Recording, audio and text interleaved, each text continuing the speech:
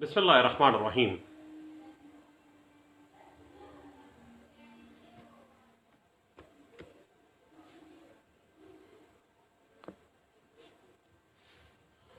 बिस्मिल्लाहिर्रहमानिर्रहीम। बात चल रही थी कन्फेशनल स्टेटमेंट्स के हवाले से। एक शख्स जो अल्जाम आयद होने पर अपने कसूर का या जुर्म का जो उसके ऊपर लगाया जा रहा है उसका एतराफ़ करे तो ये समझा जाएगा कि उसने अपने ऊपर खुद सज़ा आयद कर दी है। उसने मान लिया है कि उसने ये जुर्म किया है, ये कसूर सच जो है वाकई वो उसको कन्फेस कर रहा है। जहाँ तक बात है जुडिशल कन्फेशन की, तो वो ऐसा इकरार जो किसी मजिस्ट्रेट के रूबरू दिया गया हो या किसी अदालत में कानूनी कार्रवाई के दौरानिए में दिया गया हो, यानी वो इकरार जो सेक्शन 164, सेक्शन 342, सेक्शन 364 मजमूआ ज़ाब्ता फौजदारी 1898 की रूह से लिया जाता है, वो तो जुडिशल कन्फेशन है। लेकिन अब बात करना चाह रहे हैं हम एक्स्ट्रा जुडिशल कन्फेशन की। आज एक कोर्ट में मैंने ऑब्जर्व किया कि एक्स्ट्रा जुडिशल कन्फेशन के ऊपर बात चल रही थी और वकील साहब कह रहे थे कि मुल्ज़म फलां शख्स के घर पे गया और उसने कन्फेस किया फलां फलां लोगों के सामने कि मुझसे ये जुर्म हो गया है। मैंने सोचा कि क्यों ना एक्स्ट्रा जुडिशल कन्फेशन की कानूनी हसीयत एविडेंशरी वैल्यू के हवाले से हम कुछ बात करें। तो वो इकरार, वो कन्फेशन जो कि ना तो किसी मजिस्ट्रेट के रूबरू की गई हो और ना ही किसी कानूनी कार्रवाई में कोई इकरार जुर्म किया गया हो, तो वो एक्स्ट्रा जुडिशल कन्फेशन कहलाती है।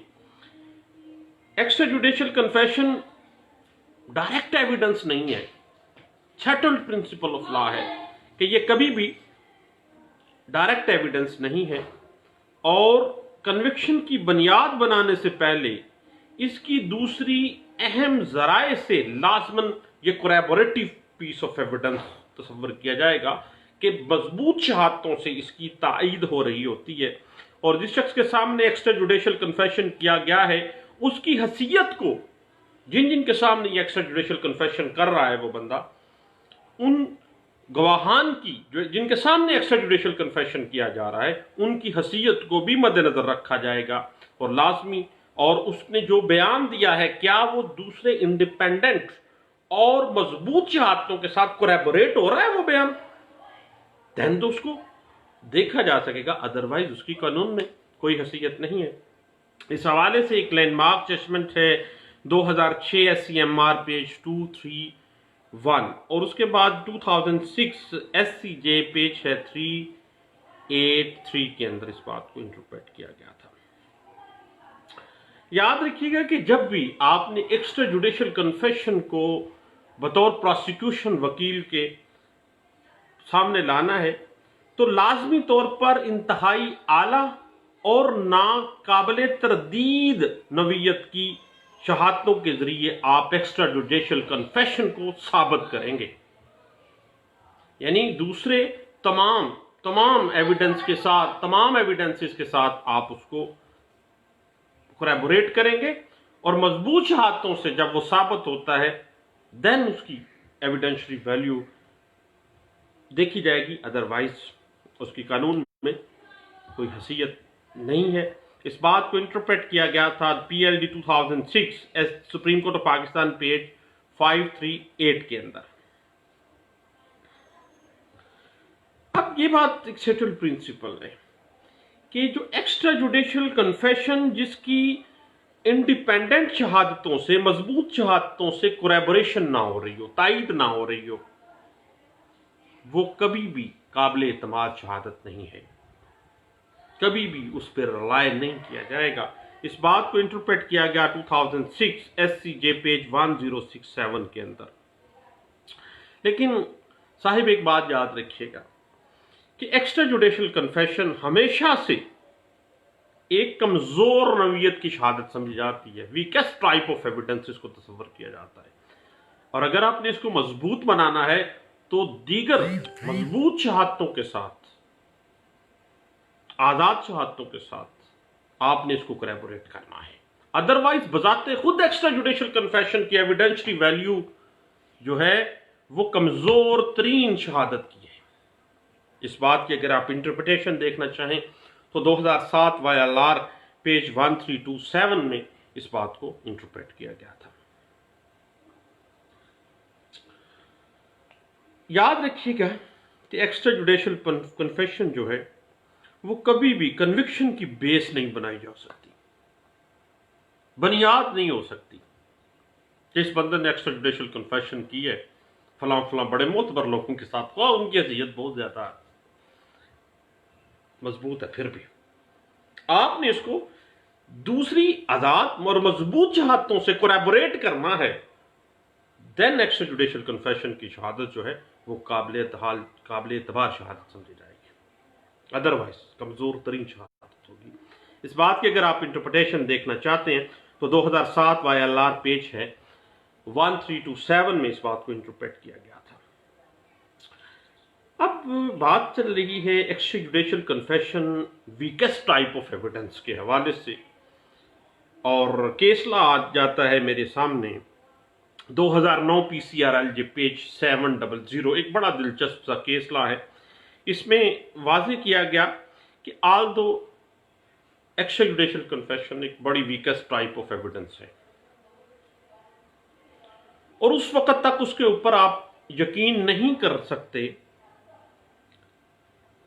جب تک کہ اس ایکسٹرا جوڈیشل کنفیشن کی دیگر آزاد مضبوط شہادتوں کے ساتھ کوریبوریشن نہ ہو رہی ہو. اس وقت تک نہیں آنا، اس میں قابل اعتبار ہی نہیں ہے. اس بات کی اگر آپ انٹرپریٹیشن دیکھنا چاہیں تو بڑے اچھے انداز سے 2009 PCRLJ پیج 700 میں آپ کو مل جائے گی. اور ایکسٹرا جوڈیشل کنفیشن اگر رضاکارانہ نہیں ہے، پولیس کسٹڈی میں، تو عدالت پھر بھی وہ extra judicial confession police custody میں ہے تو اس کو ملزم کی سزا یابی کے لیے جو دیگر مضبوط شہادتیں ہیں، جو آزاد شہادتیں ہیں، انڈیپینڈنٹلی اور سورسز ہیں، ان کے ساتھ کوریبوریٹ کیا جائے گا، اور اس کوریبوریشن کی بنا پہ اس کو آپ قابل اعتبار شہادت بنا سکتے ہیں. ادروائز یہ ایک weakest type of evidence, weakest type of evidence. اس بات کی اگر انٹرپریٹیشن آپ نے دیکھنی ہو تو All India Reporter 1959 Supreme Court page 902 کے اندر آپ کو ملتی ہے. اور ایک بات ذہن میں رکھیے گا کہ اگرچہ ایکسٹرا جوڈیشل کنفیشن کنوکشن کے لیے، سزا یابی کے لیے بنیادی شہادت نہیں ہے، لیکن اس ایکسٹرا جوڈیشل کنفیشن کو ایویڈنس کے طور پر استعمال کیا جا سکتا ہے بطور کوریبوریٹو پیس آف ایویڈنس کے. کیونکہ اگر اس کی ایکسٹرا جوڈیشل کنفیشن کی تائید دوسری مضبوط آزاد شہادتوں کے ساتھ ہو رہی ہے، دین آپ اس کو استعمال کر سکتے ہیں. ادروائز بات پھر وہی صحیح، that is the weakest type of evidence.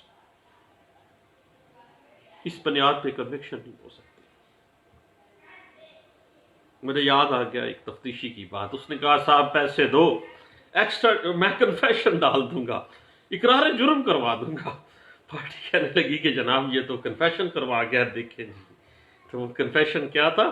Extra judicial confession, کہ ملزم نے فلاں شخص کے سامنے، فلاں دکاندار کے سامنے اقرار کیا کہ میں نے یہ جرم کیا ہے اور میرے ضمیر پہ بوجھ ہے، اور میں جناب یہ ڈسکلوز تم سے کر رہا ہوں، اور مجھے معافی لے کے دو اس مدعی سے. یہ ہے ایکسٹرا جوڈیشل کنفیشن جو پاکستان میں اور خاص طور پہ ہمارے علاقوں میں، پنجاب میں استعمال کیا جاتا ہے. اور اس بات کی انٹرپریٹیشن فیڈرل شریعت کورٹ میں ایک کیس لا میں بڑی اچھے انداز سے کی گئی تھی کہ کس طرح سے یہ کیا جاتا ہے اور کس طرح سے یہ فیبریکیٹ کیا جاتا ہے. PLD 2012 فیڈرل شریعت کورٹ پیج 1 کے اندر اس بات کو انٹرپریٹ کیا گیا تھا.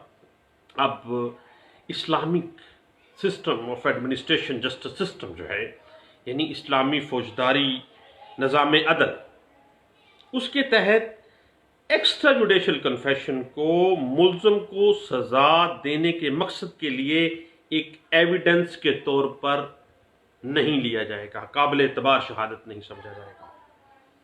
اور اسلامک نظام عدل ہے جو فوجداری، وہ اس چیز کو واضح کر دیتا ہے کہ اس صرف ایکسٹرا جوڈیشل کنفیشن کی بنا پہ آپ ملزم کو سزا نہیں دے سکتے ہیں۔